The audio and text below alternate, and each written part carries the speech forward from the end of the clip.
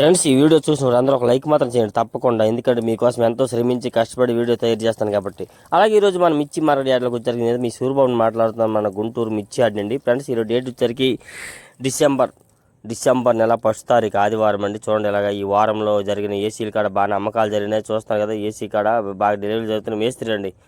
AC మేస్త్రి కూర్చొని పని చేపిస్తాడు దగ్గర. ఎట్లా చేస్తున్నారు, ఎందుకంటే ఇప్పుడు అందరూ హిందీ వాళ్ళు అయిపోరు, తెలుగు వాళ్ళు కాదనమాట. మేస్త్రి అనేవాడు దగ్గర ఉండాల్సిందే, దగ్గరుండి చేపించాల్సిందే. పనులు కూడా ఎక్కువ ఉంటున్నాయని చెప్తున్నాడు ఆయన. అయితే అలాగే ఈరోజు విషయం ఏంది, ఇటు వీడియో ఏంది, ఇది విషయం ఏందో అనుకుంటున్నారు మీరు. నిన్న కూడా మీకు చాలా రకాలుగా 2 రకాల వీడియోలు పెట్టాను. మీకు ఏంటంటే విషయం ఏంటంటే, ధరలు పెరిగేది ఏంది, పెరగని ఏందని కొందరు అడుగుతున్నారు. ఇంకోటి ఏంటంటే, ఎందుకు ఆర్డర్లు రావట్లేదని కూడా చాలామంది అడుగుతున్నారు కదా. వాటి కోసమని చెప్పాను మీకు ఆల్రెడీ. కాకపోతే ఈరోజు ఏంది ఈ వీడియో లాస్ట్లో చూసి మీకు ఏమర్థమైంది అంటే, ఏసీ లోపల కూలింగ్ ఎట్లా ఎక్కిద్ది, మిరపకాయ బస్తాలు ఎన్ని రోజులు ఉంటే కూలింగ్ ఉండిద్ది, ఎన్ని రోజులు ఉండకపోతే ఉండిద్ది అనేది మీకు ఈ వీడియోలో కనబడిద్ది. అలాగే కొంత విషయం కూడా మీకు డీటెయిల్స్ ఇస్తాను. కాబట్టి లాస్ట్ వరకు చూసిన వాళ్ళందరూ ఒక లైక్ చేయండి. ఎవరైనా మన ఛానల్ సబ్స్క్రైబ్ చేయగానే చూస్తున్నారో మన ఛానల్ ముందుగా సబ్స్క్రైబ్ చేసుకోండి. చూస్తున్నారు కదా, మేస్త్రి గారు ఆయన చెప్తున్నాడు, ఈ వారం 2 వారాలు బట్టి బాగానే పని అవుతుంది, అంతకుముందు ఏం లేదు మాకు, ఏగలదోళ్ళం అన్నట్టుగా మాట్లాడాను. సరదాగా సార్ నవ్వుతా మామయ్య తెడలే. అలాగే చూడండి, ఇక్కడికి వచ్చరికి కదా, ఏసీలోకి వచ్చరికి ప్రతి ఒక్క ఏసీలు కూడా అమ్మకాలు జరిగినాయి బాగా.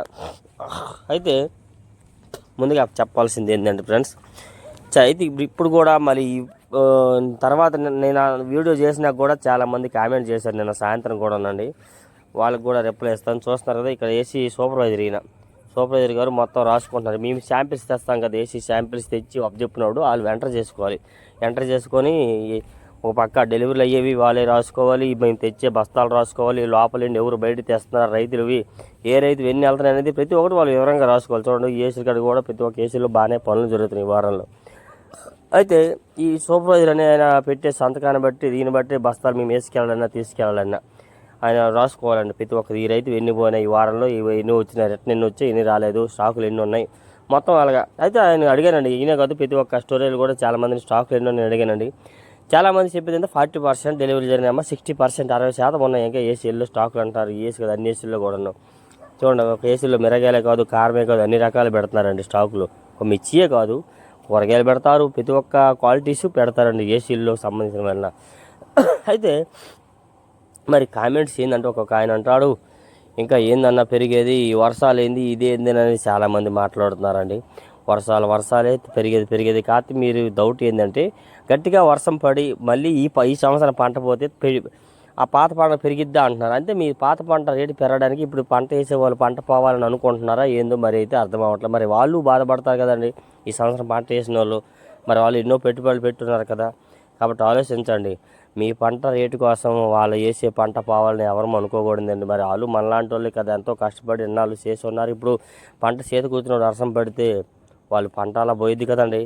కాబట్టి రేట్ అనేది రావాలంటే అదే వచ్చిద్దండి, కంచి ఎవరి చేతిలో లేదు. ఎందుకంటే చాలామంది మరి నేను చెప్పిన ట్రాఫిక్ చెప్తున్నాను అనుకోవద్దు, కానీ చూడండి, కారం బస్తాలు ఇలా తీసి వాళ్ళకి లెక్క ఆఫ్ చెప్పాలండి. ఇలా చూడండి, లోపలికి వెళ్తున్నాం, ఏసీ లోపల పనులు ఎట్లా చేస్తారు. ఈ ఏసీ కాదు, అన్ని ఏసీల్లో కూడా వెళ్ళాను. చూడండి, నేను కూడా మీకు వీడియో పెట్టి అర్థమై ఉంటుంది. శుక్రవారం కూడా చూడండి, ఏసీల్లో బౌళ్ళు ఫుల్గా ఉన్నాయండి. స్టాకులు 60% వరకు ఉన్నాయి, 40% ఖాళీ అయినాయి అనమాట. మిర్చియే ఎక్కడో చోట కారము అవి ఇవి పసుపు ధనియాలు ఉంటాయేమో, కానీ ఎక్కువ మిర్చి చాలా స్టోరేజ్లో అనమాట. ఈ విధంగా లోపల ఉండిద్ది. ఇదే కాదు, ఇంకొక వేరే ఏసీలోకి వెళ్ళి లోపల పైన ఎట్లా ఉండిద్ది, మిషన్లు కూలింగ్ ఎట్లా ఎక్కుతాయి అనేది కూడా మీకు చూపిస్తాను. చూడండి, అర్థమవుతుంది మీకు కూడా ఇలాగా. అయితే మరి ధరల విషయానికి వచ్చేసరికి అయితే, మనం పంటలకి ఎక్కువ ఎరువులు కొడుతున్నాము మన ఆంధ్రప్రదేశ్లో. మందులు ఎక్కువ కొట్టడం వల్ల వాటి వల్ల వాళ్ళ ఏరియాలో తినే వాళ్ళకి వైరస్ లాంటిది, ఇన్ఫెక్షన్ లాంటిది వస్తుందని చెప్పి మన పంటల మీద కొద్దిగా కొనుగోలు తగ్గించారు. రెండోది, చెన్నై ఎక్స్పోర్ట్ వచ్చింది, కానీ తేజాలో అయితే 150 రూపాయల రేంజ్లో చెన్నై ఎక్స్పోర్ట్ వాళ్ళు కొంటున్నారు. నెక్స్ట్ అలాగే కొన్ని పార్టీల వాళ్ళు అయితే 160-165 దాకా డీలక్స్ అయితే కొంటున్నారండి. డీలక్స్ తేజ మాత్రం అంతే జరుగుతుంది. 34 వేసానికి వచ్చేసరికి 34 కూడా టాప్ అండి, 130-135 రూపాయల దాకా జరుగుతుందండి. ఏసీ కాయండి నేను చెప్పేది, కొత్తవైతే కాదు. కొత్తవైతే ఇంకెటు కూడా వస్తాయి, రేపు నేను మాట్లాడుతూ ఉన్నాం. చూడండి, అలా ఏసీలో పైకి వెళ్తున్నాం. పైకి వెళ్ళి మీకు పైన మొత్తం 6th ఫ్లోర్ 6వ ఫ్లోర్లో ఎట్లా ఉండదు అని మీకు చూపిస్తానండి. ఇది వేరే ఏసీ, అది వేరే ఏసీ. కాకపోతే ఏసీలో అడిగితే వెళ్ళమన్నారు ముఠా వాళ్ళు, ఓనర్కి తెలియదండి. మళ్ళీ లేనిపోంది ఇవన్నీ చూపించామంటారు. కాకపోతే మీరు తెలుసుకోవాలండి లోపల కూడా ఎట్లా ఉండద్దు అనేది. సో దానికోసమే మీకు ఈ వీడియో అనమాట. అయితే విషయం ఏంటంటే, రేట్లు పెరుగుతాయని అంటే జనవరి దాకా మరి విషయం ఏంటంటే ఫ్రెండ్స్, మన మార్కెట్ యార్డ్లో చైర్మన్ అనేవారు లేరు.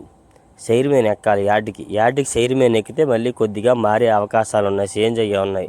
కాకపోతే మనము పార్టీల గురించి మాట్లాడకూడదు కాబట్టి మీకు ఇవన్నీ చెప్పలేములే. కానీ అది విషయం ఏంటంటే చైర్మన్ అనేవారు కొద్దిగా ఉండాలి. ప్రజెంట్ కలెక్టర్ ఆధీనంలో ఉంది. కలెక్టర్ గారి స్వాధీనంలో ఉండడం వల్ల కొద్దిగా ఇబ్బందులు జరుగుతున్నాయి మన మార్కెట్ యార్డ్లో అన్నమాట. అర్థమైందా ఫ్రెండ్స్? చూడండి, ఇలా వచ్చేసరికైతే మొత్తం పైకి వెళ్ళామండి. ఇంకో ఫ్లోర్ ఉందిలే, ఇంకో ఫ్లోర్ వెళ్ళాలి పైకి. అయితే ధరలు అయితే మాత్రం రావాలంటే మాత్రం జనవరి రావాలండి. జనవరి వచ్చినాక కూడా కొత్త సరుకు లేదులేండి, డిసైడ్ అయినాకే పెరిగితే పెరగవచ్చు, లేదంటే అప్పుడు కూడా ఏదైనా డిసైడ్ చెప్పలేము.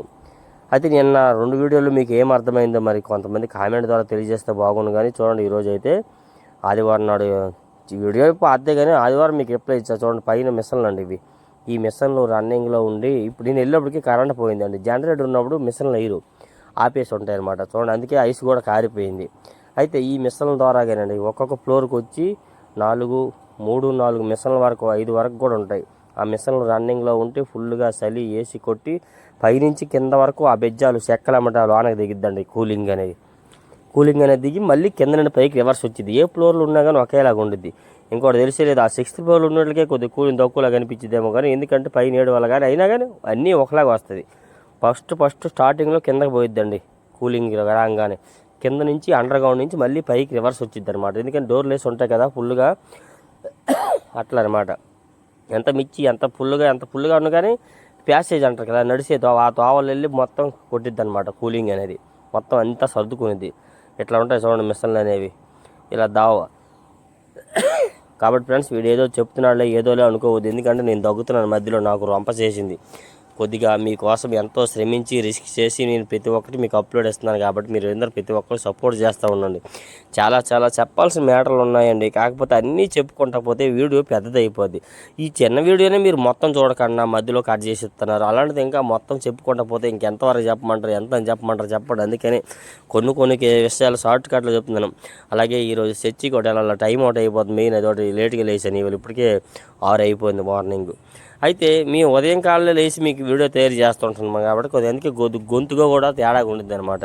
అందుకని దయచేసి తప్పులుంటే క్షమించండి, ఎవరు ఏమనుకోవద్దు. కాకపోతే మీరు ప్రతి ఒక్క విషయం తెలుసుకోవాలండి మార్కెట్ గురించి. నా కోరిక అదే. ఎవరు కూడా మోసపోకూడదు. రైతు అనేవారు కూడా బాగుపడాలి, పైకి రావాలి.